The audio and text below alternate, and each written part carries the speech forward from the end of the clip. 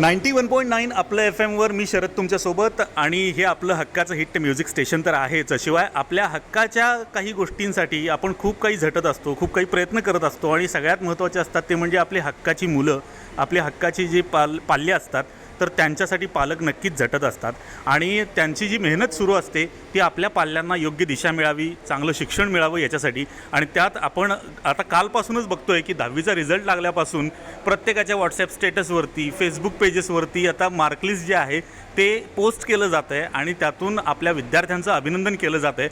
खूप चांगल्या प्रकारे यावेळी राज्याचा निकाल जो आहे तो 10वीचा किंवा एकूणच नुकतेच काही दिवसांपूर्वी 12वीचा सुद्धा लागलेला आहे. तर आता इथून पुढं जे आहे ते खूप महत्त्वाचं आहे, ते खूप मोठं आहे आणि त्यासाठीच म्हणजे पालकांचं कन्फ्युजन होऊ नये, ते योग्य दिशेला त्यांच्या विद्यार्थ्यांना, त्यांच्या मुलांना घेऊन जावेत याच्यासाठीच पुढारी एज्युदिशा 2023 याची सुरुवात जी झालेली आहे. तर इथं बरेच नामांकित अशा काही ज्या शिक्षण संस्था आहेत त्या या ठिकाणी इथं आपल्याला उपलब्ध आहेत. त्यांचे जे प्रतिनिधी आहेत तर ते सुद्धा आपल्याला खूप चांगल्या प्रकारे मार्गदर्शन या ठिकाणी करतायत. कच्ची जैन भवन, सांगली मिरज रोड, सांगली इथं हे जे प्रदर्शन होतं आहे तर त्याबद्दलच आता आपण बोलणार आहोत. MIT ADT युनिव्हर्सिटी पुणे इथून राहुल ठाकरे सर आता आपल्यासोबत आहेत. काय सांगतात ऐकूया आपण. Sir good evening. Good evening.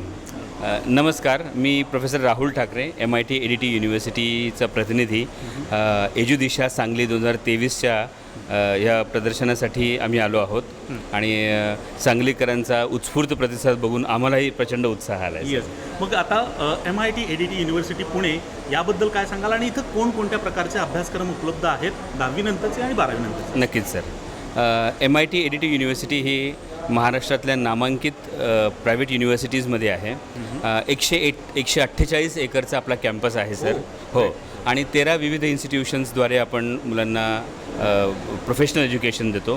आमच्या नामांकित इन्स्टिट्यूशन्स किंवा सर्वाधिक फायदा घेणारे म्हणजे मुलांना फायदा करून देणारे इन्स्टिट्यूट्स जे आहेत त्याच्यामध्ये इन्स्टिट्यूट ऑफ डिझाईन आहे, त्यानंतर स्कूल ऑफ इंजिनिअरिंग आहे, आर्किटेक्चर आहे, त्यानंतर ISBJ म्हणजे जर्नलिझमचं इन्स्टिट्यूट आहे आणि अशा जवळपास 15,000 विद्यार्थी आपल्या कॅम्पसमध्ये येस एकाच वेळी. आणि आपल्या युनिव्हर्सिटीचं सगळ्यात महत्त्वाचं वैशिष्ट्य म्हणजे केवळ ज्ञानावर आधारित शिक्षण न देता आपण जसं आपण अलीकडे एक नवीन ट्रेंडिंग वर्ड झाला आहे NEP, न्यू एज्युकेशन पॉलिसी.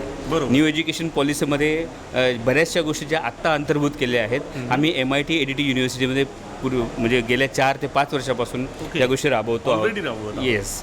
ज्यामध्ये स्कूल ऑफ हॉलिस्टिक डेव्हलपमेंट म्हणून आमचं एक युनिट आहे, एक डिपार्टमेंट आहे. त्यामध्ये मुलांना स्विमिंग, एरोबिक्स, मेडिटेशन, प्राणायाम, फॉरेन लँग्वेजेस, म्युझिक इन्स्ट्रुमेंट्स, म्हणजे अगदी इंजिनिअरिंगच्या किंवा आर्किटेक्चरच्या एखाद्या विद्यार्थ्याला असं वाटलं की आपल्याला स्पोर्ट्समध्ये करिअर करायचं आहे, येस, एक व्यक्ती म्हणून बाहेर पडताना केवळ तो एक प्रोफेशनल म्हणून बाहेर न पडता एक सक्षम इंडिव्हिज्युअल म्हणून बाहेर पडावं, नागरिक म्हणून बाहेर पडावा, हा आमचा आदरणीय मंगेशकर कराड सरांचा उद्देश आहे. Yes sir. तर आता ॲक्च्युली ना कोविड आल्यापासून तर बघतोय आपण की प्रत्येक पालकांना आपल्या म्हणजे आपल्या मुलाबद्दल थोडंसं त्याची सेफ्टी असेल, सुरक्षितता असेल, त्याचं आरोग्य असेल किंवा तो जरी आपल्या नजरेपासून दूर राहिला तरी तो ज्या ठिकाणी तिथं जो राहील तर तिथलं इन्फ्रास्ट्रक्चर कसं आहे याच्याकडे सुद्धा कल वाढलेला आहे. अगदी तर त्यासाठी आपल्याकडे कशा प्रकारे फॅसिलिटीज उपलब्ध आहेत? Yes sir. आपल्याकडे सगळ्यात महत्त्वाचं म्हणजे मुलींसाठी इन कॅम्पस हॉस्टेल आहे आणि जे लेडी रेक्टर, लेडी वॉर्डन असतात आणि 24 तास त्यांना व्हिजिलन्स ठेवण्यासाठी कॅमेरे आहेत. आतमध्ये पोलीस सतत तैनात असतात, बाउन्सर्स असतात आणि जवळच हॉस्पिटल पण आहे, आपलं हायवेवर आहे. त्यामुळे विश्वराज हॉस्पिटल हे मल्टी स्पेशालिटी हॉस्पिटल आहे आणि मुलांना बजाज इन्शुरन्सचा आपण विमा उपलब्ध करून देतो. Yes sir. आणि आता हे जे म्हणजे अभ्यासक्रम सगळे वेगवेगळे आहेत तर त्यामध्ये एकूण तुम्हाला काय वाटतं की कशाप्रकारे विद्यार्थ्यांनी निर्णय घेतला पाहिजे? कारण म्हणजे अवेलेबल गोष्टी तर खूप सगळ्या असतात. येस. तर ते करत असताना एक विद्यार्थ्यांनी आणि पालकांनी त्यांचं थॉट प्रोसेस किंवा त्यांची एक विचारसरणी कशी ठेवायला लागली? अगदी खूप चांगला प्रश्न केलात सर. कारण होतं काय की कुठेतरी मार्केट ट्रेंड असं आहे, कोणीतरी माझ्या मित्राच्या मुलाने हे काहीतरी केलं आहे Recommendation. हां, किंवा मग इंजिनिअरिंगच चांगलं आहे, डिझायनिंग चांगलं आहे, सायन्सच चांगलं आहे. मी माझं पालकांना एक शिक्षक म्हणून हे सजेशन असणार आहे की आपल्या मुलाचा कल ओळखून भविष्यातली त्याची दिशा ओळखून त्याला काय आवडतं आहे. कारण आपण 3 Idiots सारख्या मूवीचं जर उदाहरण बघितलं की तो फरहान जो आहे he is a great photographer Right. आणि तो कुठेतरी जबरदस्तीने इंजिनिअरिंग चुकीचं नाही आहे, परंतु खरोखर तुमच्या मुलाला ते आवडतं आहे का, त्यामुळे त्याला कल आहे.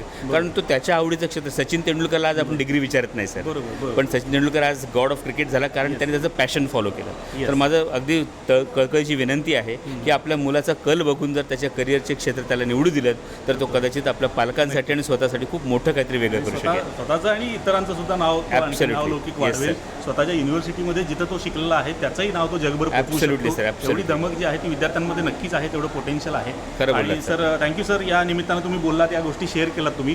आणि MIT ADT युनिव्हर्सिटी पुणेसाठी खूप साऱ्या शुभेच्छा पुढच्या वाटचाल. Thank you very much sir. माझ्याही विद्यार्थ्यांना MIT ADT युनिव्हर्सिटीतर्फे खूप खूप शुभेच्छा. Thank you very much. संधी दिली त्याबद्दल पण खूप आभारी आहे सर. थँक्यू.